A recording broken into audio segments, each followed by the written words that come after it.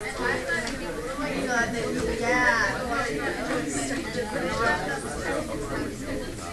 right, do you remember all this? This is your review from yesterday. You remember the good times we had together, guys? Look at all that. Yeah. Let's just review them. Look at that. That's the slide we didn't get to, but we were going to do that comparison like we just did, so whatever. Okay. Shh. Let's talk about the rational root theorem. Okay. And there's a problem we'll do too. Two problems. All right. Shh. Listen up.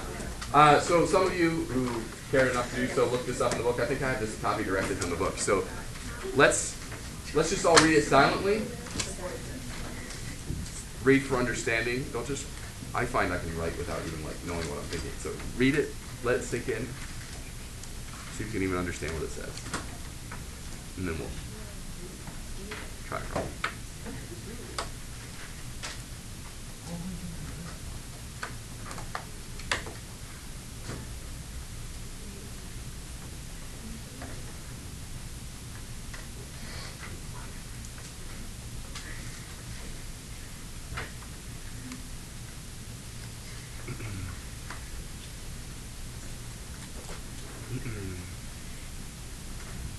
Okay.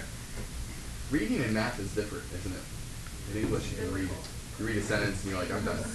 In math, sometimes you have to read the sentence like 10 times, right? That's just how math works, right? That's not what I do in English. I'm just saying, if you are reading a novel, you read a novel at a rate of 30 seconds a page or something like that, rather than in math it might be 30 minutes a page though, right? You're all right. So it's dense. There's a lot to be said there, but let's see if we can explain it, and we'll even use this example as we go. Okay, so what we demand is that if there are any roots of this polynomial that we're looking at right now, the one in front of us, and they are rational numbers, this says nothing, by the way, about any irrational roots. I want to make sure you're clear on that. But if there are roots of this polynomial that happen to be rational, then they will be on this list. And the list we'll generate is by first thinking about the factors of each of these numbers. The constant term and the factors of 3 are not very long list. What is it? Just 1 and 3. And down here at 4, a little bit of a longer list. 1, 2, and 4 are all we have there. They will be in the list of numbers created by taking these numbers and dividing by these numbers in every possible configuration. Wait, so divide the 1 by the... Yeah, numerators, denominators, okay? So here come the possible rational roots. 1 over all of these things, so 1 over 1, 1 over 2, 1 over 4. What about the 3 now? 3 over, like I said, these are the numerators, these are the denominators. 3 over 1, or we can just write 3. Oh, 3 over 2. 3 over 2, and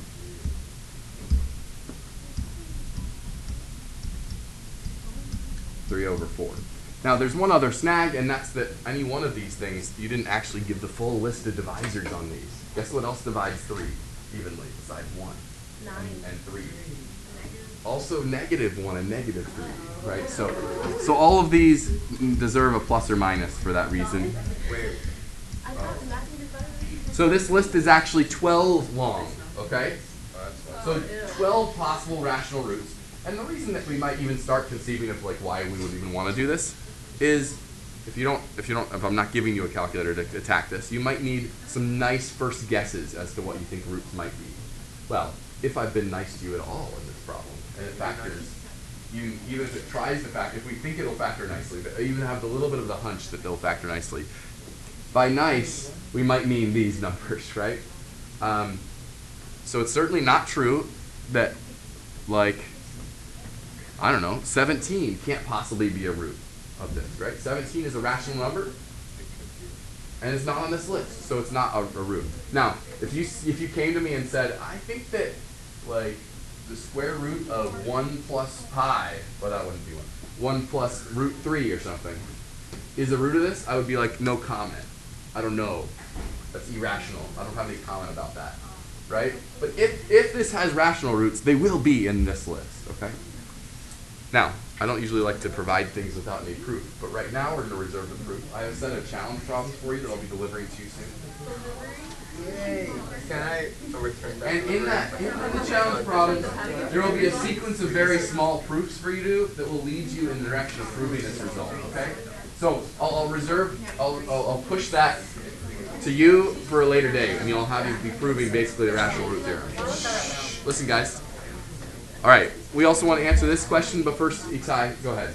I'm not sure where the plus or minus 3 half and plus or minus 3/4. Yeah, all of them come from thinking about the fact that plus or minus, all of these actually like are divisible by not just 1 and 3, but negative and positive 3. Oh, it's like plus and minus. So yeah, like where does 3/4 come from? Well, 3 divides 3, and 4 divides 4, but also negative. Those things, but opposite do. Oh, so you take a number from 3 and a number from the 4? Yep. These are the numerators. These are the denominators. Okay.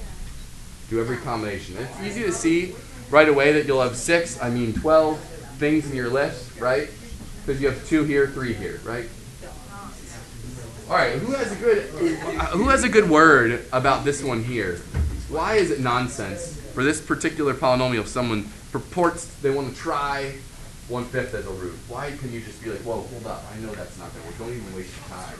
Louisa. Okay, there is a 5 in the problem, but you have to have either the leading coefficient or the constant divisible by that evenly to make it possible rational. Yeah, 1/5 is like not in the list, right? Like this is there are some rational roots that this could have possibly, and this is not one of those possible rational roots, right? Or you could say, this is in lowest terms, and 5 is not a divisor of 3, so something like that. Wait, could you say Yeah. because like the practice of like a Yeah. Let's just for practice. What are the roots here? Plus or minus. What are the possible rational roots here? Plus or minus 1 will always be on your list. plus or minus always? Yeah, plus or minus 1/3, Yeah, plus or minus 2, and plus or minus 2/3. Again, 1/5, not on that list, right? 1/5 is rational, so if it's a 0, it better appear on that list, but it doesn't. So say something like that. Okay. Is that clear? Yeah, go ahead. Shh, listen, guys. I don't understand how you got the possible rational. Oh, down here you mean? You're okay up here? Yeah, so you take, so it says any root that's a rational number will be of the form x equals p over q, where p is a number that evenly divides the polynomial's constant term, in this case, -3. And q better be a number that evenly divides into the polynomial's leading coefficient, in this case, 4. Do any of these things matter for this theorem? No. So wait, how did you get the 1 over 2 and like 1 over 4? Yeah, so each of these is numerator. Each of these is denominator. So any possible rational root should be something here divided by something here. Right? So we just write down all the possible things that could happen there. Right? Take these numbers, each one, and divide by all these numbers. Okay? All right, another very, very brief result that I just thought we'd throw up there. So even on the last one, we didn't actually do any testing on those. They were cubics, though. Right, 21. All right. And we know that a function of odd degree will have at least 1 0. What's the explanation there? Go ahead, Neil. Yeah, I think we already discussed this a little bit, right? We know the range of an odd degree polynomial is all real. So it's just worth mentioning that even if on the last one we go through and test all of those possible rational roots, and like none of them work, there is still a real 0 somewhere, at least 1, maybe 3 or something, or 2. This must be true that they're irrational, maybe, right? That would be the only, there's got to be at least one root, even if it's not rational. All right, and then the last tool that we want to give you as far as our tool belt for factoring polynomials goes. And there are lots of other tricks and tools that people use for factoring polynomials without the aid of a calculator. It's called Descartes' rule of science. And it's a little bit strange. I don't know that just reading it will do it for you. So I'll, as before, we'll do it with this example here in a second. But this is key. It needs to already be written in standard form. So I already have f in standard form. And what this tells you is only about, we're going to stick with this bullet first, the positive real zeros. That is, how many times it crosses the positive x-axis, okay? This function. So let's read this carefully. It says the number, we'll worry about the second bullet point in a minute. Let's just read the first bullet point. It says the number of positive real zeros, that is the number of times it crosses the positive x-axis over here. I didn't even draw the other side. All right, we got some f of x, okay, is equal to the number of variations in sign of f of x. That is an interesting thing to say, written in standard form. So here's what we mean, here's what they mean, people who wrote this. What we literally mean is if it's in standard form, we're going to go across this polynomial and count the sign changes that occur in the coefficients. If you're ready to do this with me, pay attention. Okay. This is not a sign change, it just is what it is. It's -1. But as we move to this coefficient, notice that it's a positive coefficient. So that's 1.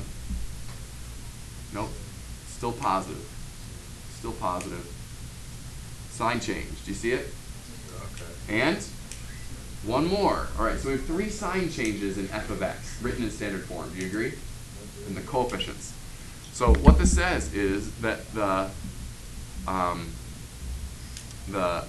positive real zeros, now we're talking about real zeros, not rational zeros. How many are there? How many crossings does it have of the positive x-axis? And the answer is 3. Or, this last piece here, or it's possible that we're off by some even amount. Well, how about like 2? Right? So, or what? Could be that it could be just 1. And I'll tell you what I'd like you to think about why that might happen too in a minute here. All right, so that doesn't maybe provide super good amount of help, but it does put at least an upper bound on the number of times it could possibly, you think, okay, this could maybe cross the positive x-axis 5 times or something. But it doesn't. We know from this test that it only crosses the positive x-axis 3 times at most.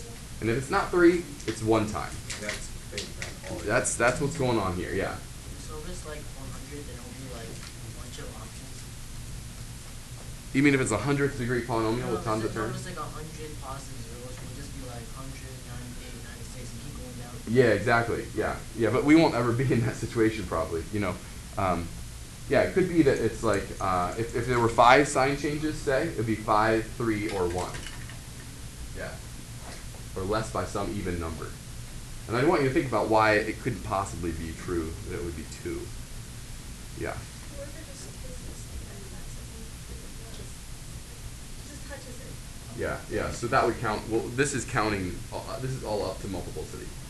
So that would count as 2 as a double root. Yeah, by this count. Yeah. Why is it only odd numbers? Well, this one is odd because there were 3 sign changes. Okay. Or less by some. And if there were 2 sign changes, would it only be? It'd be 2 or 0. Yeah. Which is in fact maybe what's going to happen with the other part of this here. Now we're going to think about the second bullet point here, which says, what about on the other side, on the negative x-axis, right? How many crossings will there be there? And for that, we're going to consider f of negative x. I'm going to write it up here because I don't have room down there. Okay, this is good. We've done this before. If you plug negative x in everywhere, what do you get? You get just x to the 5th here, don't you? Plus 2x to the 4th. Minus, good, 7x cubed. Yep, that's still plus x squared. Plus 4x, good. Plus 1. Okay, now we're doing the same task with f of negative x. By the way, what is f of negative x with respect to f of x? what did we just do? What transformation did we just do? Yeah, reflection over the y-axis, which makes sense that now we're just applying the test to a new function, which is this side over here now. You know, like we've reflected over, we're going to do the same test. Okay, so here we go. Okay, so we got 2. Did you see it? Okay.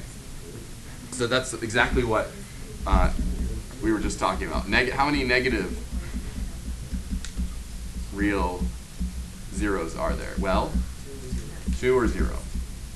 Now this isn't super powerful in this case necessarily, just because notice what happened. It does provide a bound on the number of zeros on each side of the x-axis, so that's nice, I guess. But the place where this would be really powerful is if you find out that like in one of these 2 tests you get none. Can you imagine that would be useful to know? Because then you could be like, it's not even worth searching there, you know. So I think that's worth mentioning. All right. Yeah, so I do want to think. I think I do have a little bit of a sketch of a proof of this, but I want to make sure we have time to. So I will share that with you maybe first thing tomorrow. But I'd like to have a chance to actually factor a polynomial with you, and I think we can do this one in the remaining 4 minutes. Okay. All right, because this is what I'd like to be able to throw at you in the homework tonight. Here, go. Fifth degree polynomial, no calculator factor, go. Right. So where do we even start? If we're assuming the question asker is not. Doesn't have nefarious purposes, and that does have some nice factorization that could be attacked. Where are some good guesses to even start with? What else is on the list of good guesses? 2. What else? 3. 6. Very good. Plus or minus? Oh, okay, so use the non-rational. Right, those are the possible.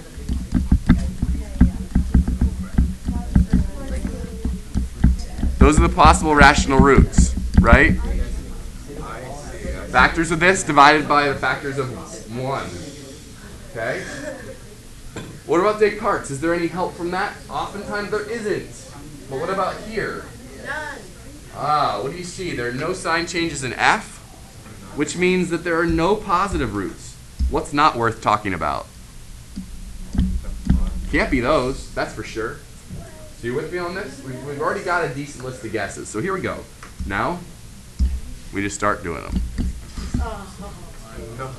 Go ahead. No, whatever. You guys are, this is fast. Yes. All right, give it a try. See if -1 works. Start with a low in case you get them. It makes things easy. Try it. See what happens.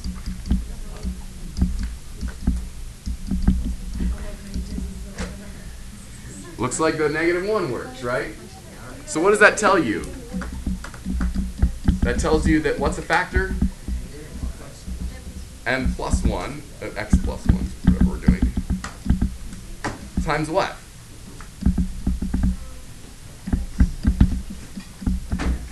Yeah? Yes? Just want to make sure we're keeping track over on the side of our progress. We are making progress, you guys. We don't have a 5th degree polynomial anymore. We've got a 4th degree polynomial factor. Okay. All right, let's keep going. Does -1 work still? Oh, we're going to do that again. I don't know. I don't just check.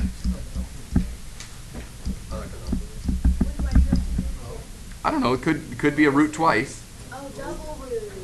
Nope, it doesn't though. Oh, okay. Darn. Get out your whiteout. Okay, there you go.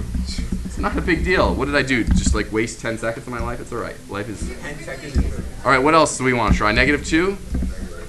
How's that working? Hey. All right. So let's keep track of our progress. M plus 1 times m. Sorry, I got carried away with the m. All right. X plus 2 times, what do we have? X cubed plus 3x squared plus, I love the chorus. Okay, you see how we're making progress? Now, what else? What's on our list of possible roots now? Notice that -6 is not on our list anymore. This is the polynomial we're interested in factoring, isn't it? Oh, the bell. Oh, we're having so much fun. We were, I know. I'll write the factorization up here. Notice that you can pull out an x plus 3. The synthetic doesn't work if we have the fraction. The synthetic doesn't work if we have one like the example before.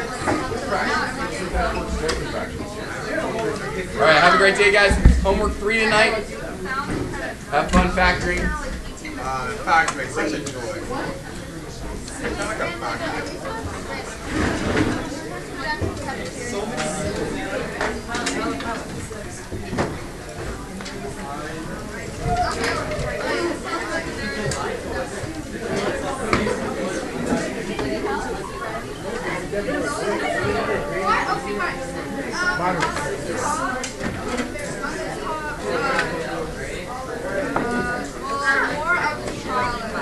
Bye, guys.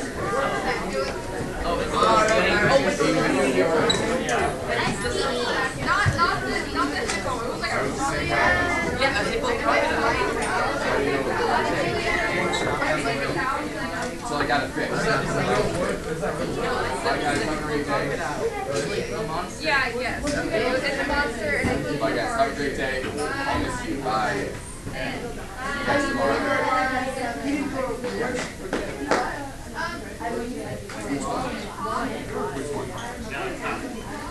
About what? Like what you're talking about? Factory?